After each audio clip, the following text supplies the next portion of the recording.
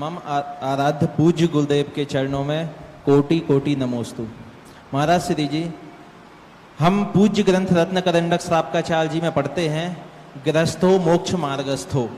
तो क्या गृहस्थ भी मोक्ष मार्ग में स्थित हो सकता है? हो सकता है तो वह कैसे? मोक्ष मार्गस्थ शब्द उसमें इसलिए कहा है क्योंकि हमारे यहाँ उपचार भी एक शब्द आता है।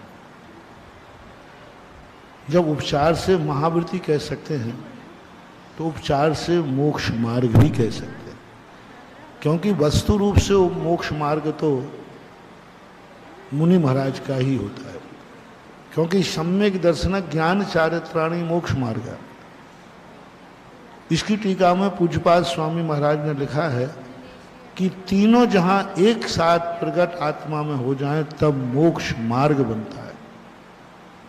उन्होंने अणुव्रत का कोई बात नहीं की, चारित्र की बात की। और चारित्र तो वस्तुतः पूछा जाए तो मुनि महाराज का ही मोक्ष मार्ग बनता है।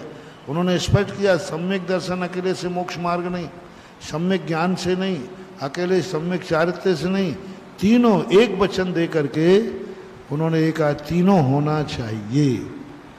अब गृहस्थ के पास तो ये दो तो हो सकते, सम्यक दर्शन ज्ञान, इसलिए मोक्ष मार्गस्थ को उसको उपचार से मान लेना चाहिए।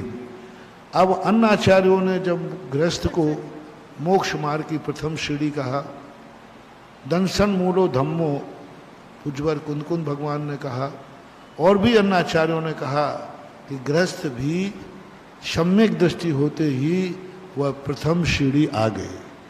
तो वहाँ पर यह कहा गया है, गृहस्थो मोक्ष मार्गस्थो निर्मोहो मोहनो मुनि। जो मुनि पद पर रह करके मुनिचर्या नहीं पाल पा रहा है, वो गृहस्थ रह करके कम से कम गृहस्थचर्या पाल रहा है।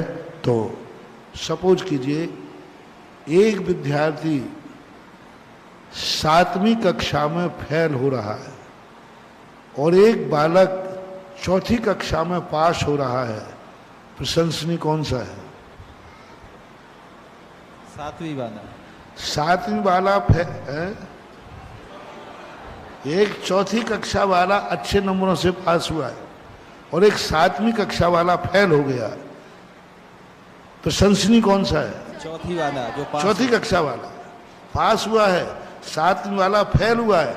हालांकि फेल होने पर वो 7वीं में रहेगा और ये पास होने पर भी 5वीं में पहुंचेगा, 7वीं में नहीं पहुंचेगा। फिर भी पुरस्कार फेल वाले को मिलेगा कि पास वाले को? पास वाले को। अब बोलो, ये पास होकर 5वीं में जा रहा है, वो फेल होकर के 6ठे 7वें में ही है मान लीजिए, तो भी पुरस्कार तो मिलेगा, 4थे वाले को मिलेगा, 4थी कक्षा वाले को।